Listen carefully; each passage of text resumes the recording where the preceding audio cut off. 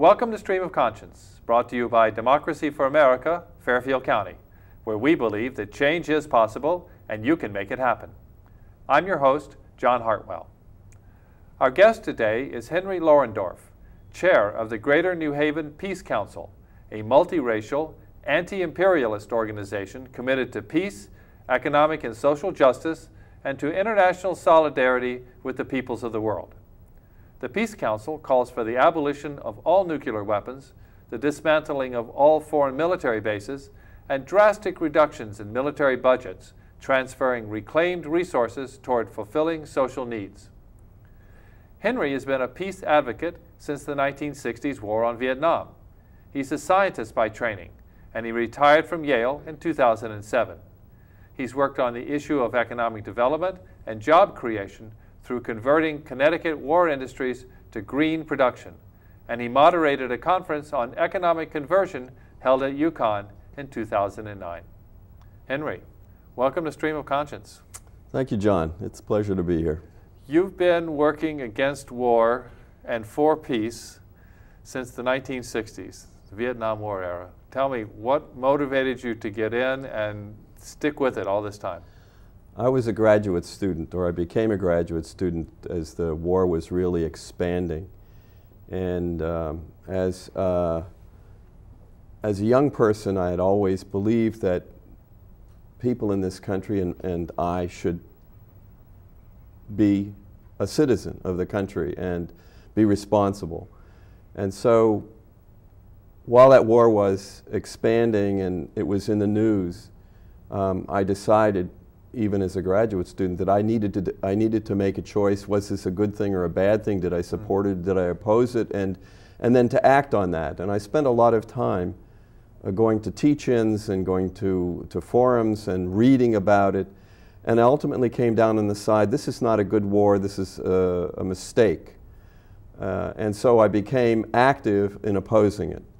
I later learned, also through discussing with lots of people, that it really wasn't a mistake. This was consistent with U.S. foreign policy for 100 years or so.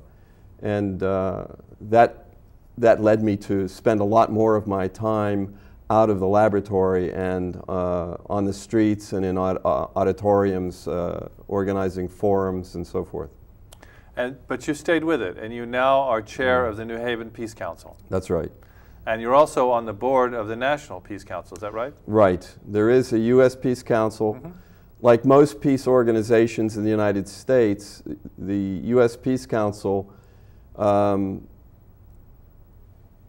a turn for the worse, let's say, after the collapse of the Soviet Union in the early 1990s. Most peace organizations, most of the people thought there's going to be a peace dividend, we're going to see less of this international confrontation and conflict. And so we're like many of these other peace organizations rebuilding our forces. The people who are paying attention in this country and outside realized very quickly that there wasn't a peace dividend, there wasn't a reduction in the conflicts, there were wars going on, and the problem really resulted from the United States seeing that it had the right to determine the future of everybody in the world. And so we saw invasions left and right. And these were actually a continuation of the things that had been going on since I joined the peace movement in the 1960s. So if one was opposed to endless wars on behalf of America, where do you think people should be focusing their energy, their efforts? Well, I think people have to, you have to decide how you can become active, and there are lots of ways. There are peace organizations throughout the country. There are Veterans for Peace, there are national peace organizations, there are local peace groupings.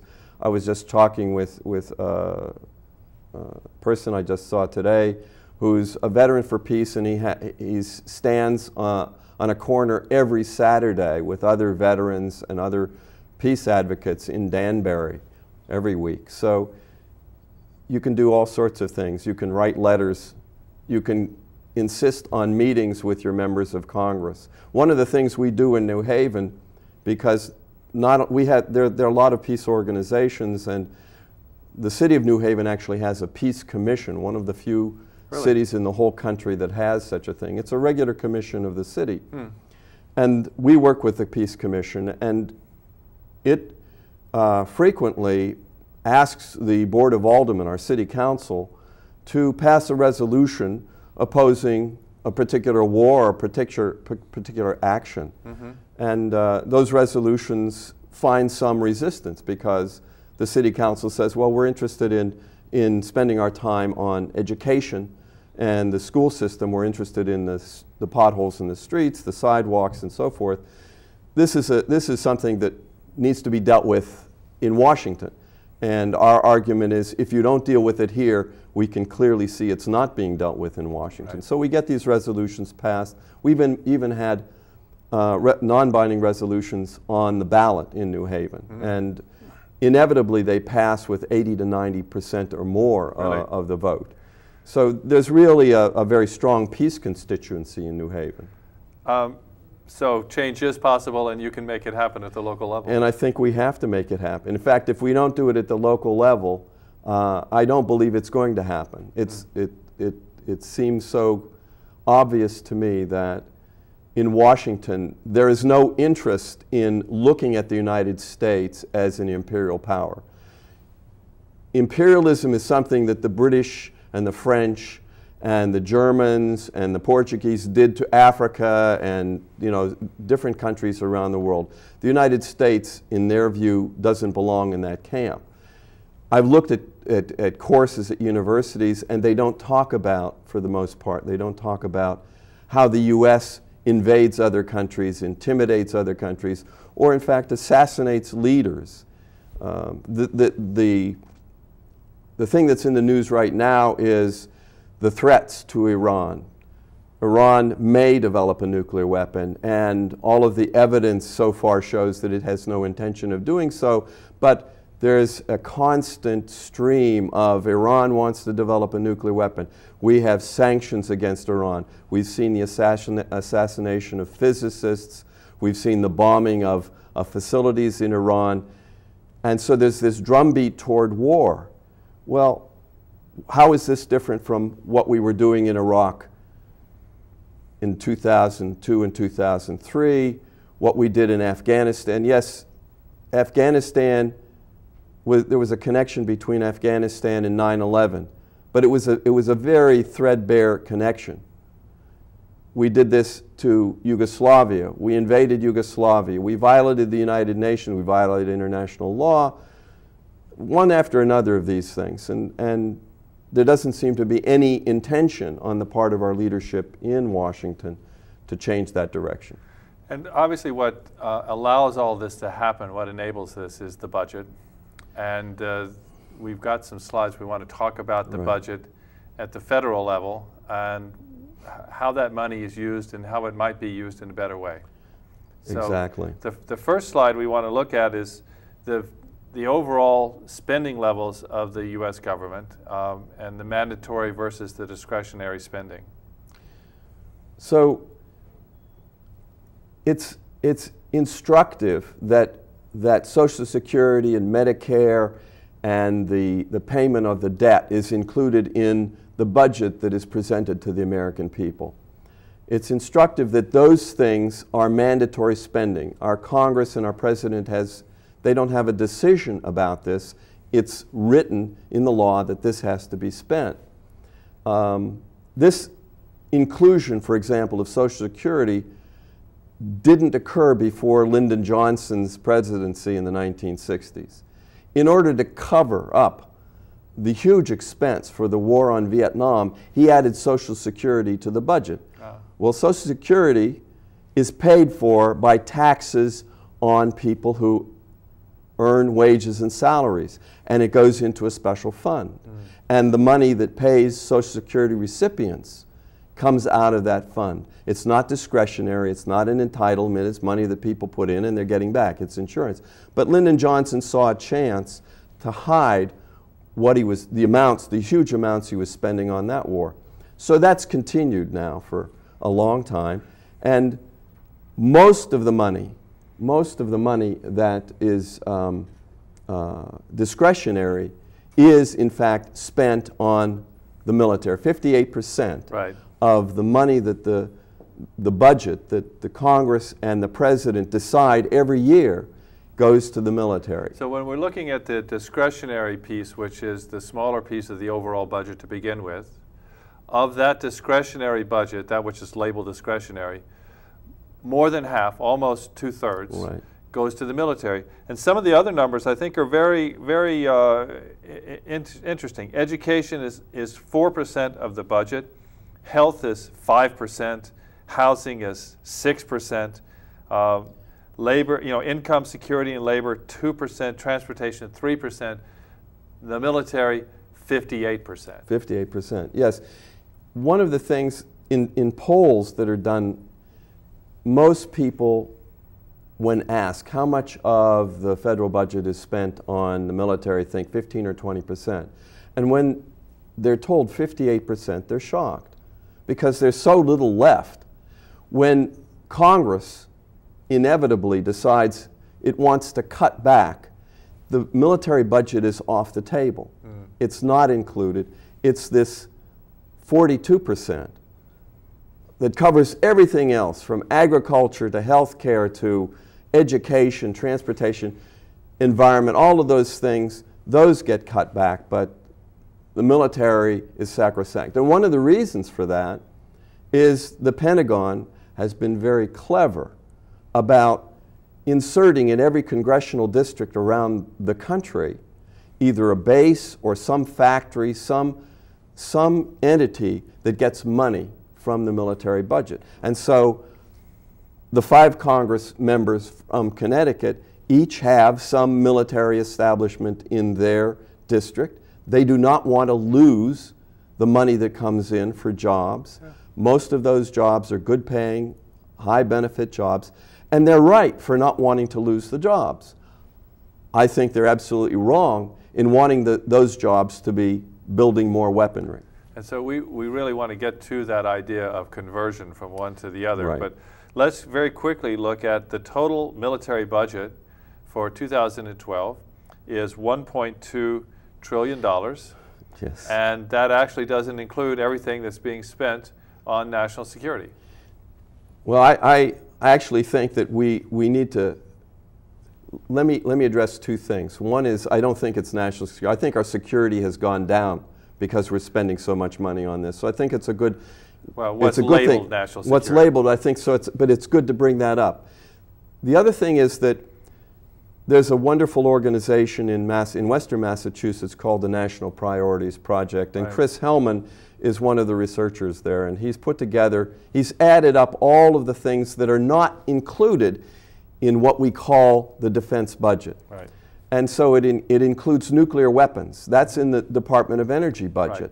It includes all of the spy agencies and intelligence and the counterterrorism and the terrorism, all of this money. It includes part of the State Department's budget that is aimed at supporting military operations, and on and on. So there are huge amounts. When they're added up, instead of being the $700 billion or the $600 billion, depending on the particular spin that is being made, it's actually it's over 1.2 trillion. Right. It's a third or more of the whole federal budget. So it's an amazing amount of money. And then when you look at the amount of money that we in the U.S. spend versus the rest of the world, right. Those numbers are truly shocking. The United States alone spends about as much as the rest of the world combined, right. including all of our allies. And if you add our NATO allies to the U.S. and NATO allies spend about 75%. China, potential adversaries, we create these adversaries, but accepting that for the moment, these potential adversaries spend a minuscule amount compared to the United States and its allies. Well, this one says here that the rogue states yes. have about 1% of the right. world's military budget, whereas we have just in the United States, 45%. So what we have is we have a military establishment that has run wild. Well, then talking about that military establishment, because it's not just bases in the United States, right. Many of which got closed, by the way, in the 1990s, as they had base closings across the country. Fought desperately by each congressperson in those districts. And we had that same fight a couple of years ago over the Groton the naval base right. in It Groton. continues. And, it continues. And we actually won that, if you consider it a win. Right. And it was a bipartisan effort. There was That's Governor right. Rell and Senator Lieberman and Chris Dodd and everybody else. Right. Was right there on the case, and were able to save that. But if you look at this map here of the world and see the number of bases that we have, various kinds of military installations, and then look at where they're located, there's some interesting patterns here. There are interesting patterns. First of all, I want to point out that the United States has approximately 1,000 military bases on foreign soil. And in many of these countries, the people, I shouldn't say in many of them, I would say in all of these countries, the people want the bases off their soil. They want them out. The governments, on the other hand, with very few exceptions, want the bases. They want the bases because it means money. It means that the government is being supported by this foreign military power, and it means prestige. So the United States, with these 1,000 or so military bases, has an enormous reach and an enormous amount of control over what happens around the world. But each of these bases is really a threat to the region around it. There is an international network to close these military bases. There's no other country in the world that has anywhere near this number of foreign military bases. Really, France and Britain, the only ones that have a handful of bases really around the world, but the United States, 1,000.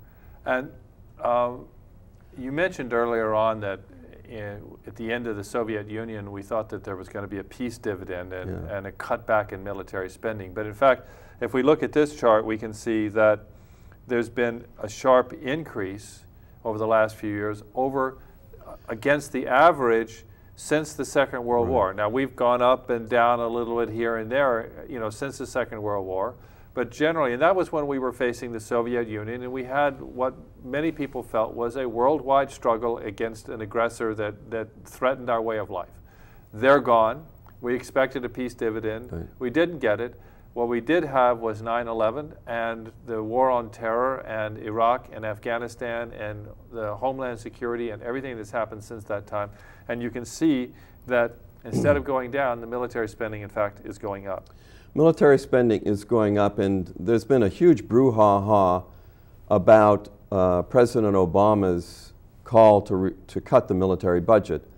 And in particular, the Republicans are making an incredible noise about we can't cut because our national security will be at stake. Well, the fact is he's not cutting the military budget. He's increased it every year in his presidency. It will continue to increase. What he's talking about and what the defense minister, the Secretary of Defense, Panetta, is talking about are not cuts in the military budget, but rather reductions in the rate of growth of the military budget. So the military budget will grow. Slowing it down a little bit. Slowing down the growth, yes. Right. So the growth won't grow quite as fast. That has created this hysteria, whereas really we need to cut the military budget by half, and we need to start in large increments. We need to shut down the military programs. We need to bring the troops home from all of these military bases. We need to provide them jobs. So if we were to take the money that we were spending on the military and spend it in other ways, what kind of employment would we get here for the same amount of money?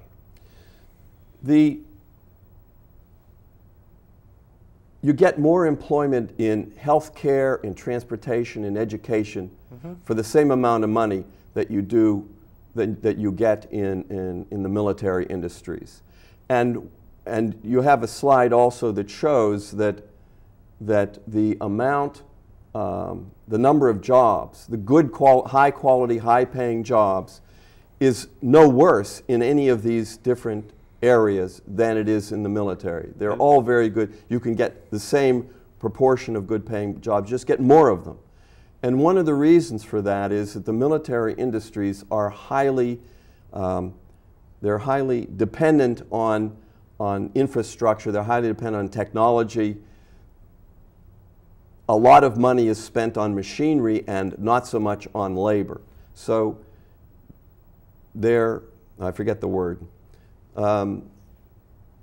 They don't provide the number of jobs that you get in other ways, in things that we need. So we see that, for example, military spending produces, for $1 billion of military spending, it produces 11,600 jobs on average. Right. If you look at education, it's 29,100 jobs. Right. You know, almost more than twice, 2.5 times, almost right. 3. Right. So it's a significant difference. And by the way, teachers help build the country for the future. Right. I'm not sure what, I mean, obviously people will make the argument that the military keeps us safe, but my question is, what level of safety are we getting, and what's the better benefit for the country down the road? If, you know, an educated population where we're actually maximizing people's value, or spending all this money on the military? There's one way I think about this, and that is, suppose we were to say double the military budget, triple the military budget. How would you argue that that increases our security? And by the same reasoning, if you cut it in half, how does that decrease our security? The real problem is that we are not having a discussion nationally or locally on what we actually need to provide us with security. Do we need 2 nuclear submarines a year, which is what our Congress people are fighting for in Connecticut, and have 1 for the next few years? Do we need 10 aircraft carrier groups? Because each aircraft carrier Right. is surrounded by a whole bunch more ships. Right. Do we need the Aegis destroyers? Do we need F-35 fighter planes which are supposedly so advanced but will cost so much? But they don't have an enemy to fight. We can't use these fighter planes against other fighter planes. There aren't any that we have in the whole world. We already dominate under the seas and over the seas.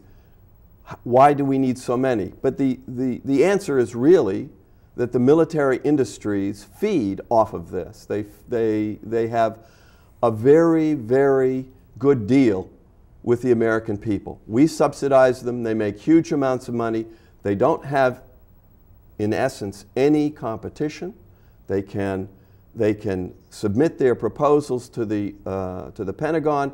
When the proposal is accepted, they get cost plus. If there are cost overruns, it's okay. You still get your profit. The American people pay for it. And inevitably, all of the proposals that are made cost far more when the price tag is paid for than in the original proposal. People say, you know, that the government can't create jobs, but in fact, the government creates a huge number of jobs through, you know, Lockheed Martin and Northrop and Boeing and Grumman and 1,000 companies that you've never heard of and I've never heard of. Right. The richest county, by the way, in the country, and it's now just growing by leaps and bounds, are the ones right around Washington, D.C., which is where all of this security money is going. It's just extraordinary. Very quickly, if someone wants to do something here in Connecticut to begin working toward reducing military budgets, encouraging peace instead of war, what should they do? Well, I think that the first thing that I think of is to find a peace group, and the Greater New Haven Peace Council is a wonderful example. Find a peace group as close to you as you can and get involved with it. If people would contact you through the URL that we'll put up on the screen, would you be willing to guide them? Absolutely. Terrific. We're actually interested in working on creating more peace councils throughout the state of Connecticut. but there are other peace groups in Northeast Connecticut, in actually small and large towns. There are peace groups and there are peace activities taking place. So it's something that everybody should be looking at and thinking about and pitching in on. For both moral reasons, that war is hellish, we shouldn't be pushing more wars, but also for your pocketbook. If you want your children to have a life, if you want to have a life, if you want your community to survive, we have to cut the military budget and we have to stop these wars. Well, Henry, thank you for your work. Thank you for coming in today. Enjoyed it, and good luck with all of your endeavors. Thank you. Thank you for bringing me here. That's our show for this week. We hope you enjoyed it. Interested in learning more about progressive political action in Fairfield County, please check out our Democracy for America group. We meet the first Wednesday of the month, 7 to 9 p.m. at the Silver Star Diner in Norwalk. We always welcome new members. Remember, change is possible, and you can make it happen. This has been Stream of Conscience, and I'm your host, John Hartwell. We hope to see you again soon.